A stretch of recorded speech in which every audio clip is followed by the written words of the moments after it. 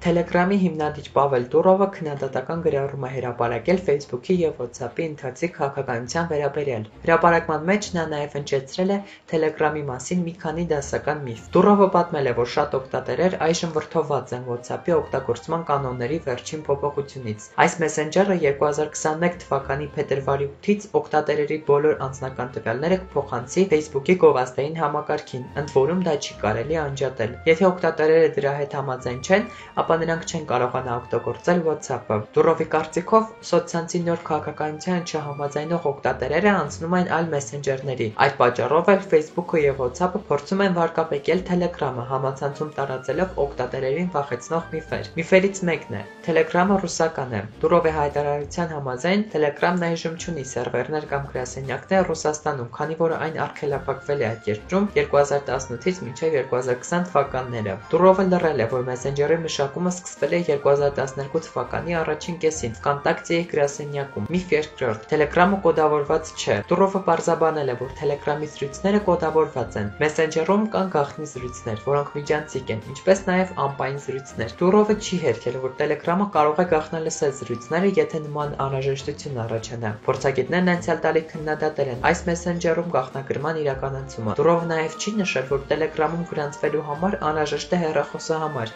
և թույլտվության SMS կոդերը հնարավոր է հեշտությամբ ստանալ հակերային հարձակումով։ Բացի այդ, օգտատերերի հաշիվները կարելի է գոհանալ։ 2020 թվականի դեկտեմբերի 23-ին Դուրովը խոսեց Telegram-ի մոնետիզացման մոտալուտ մեկնարկի մասին։ Մեսենջերի բոլոր ընթացիկ ծառայությունները կմնան անվճար, սակայն կլինեն նոր առանձնահատկություններ, այդ թվում վճարովի ֆունկցիոնալությունը բիզնես թիմերի և ընդլայնված պահանջներ ունեցող օգտատերերի համար։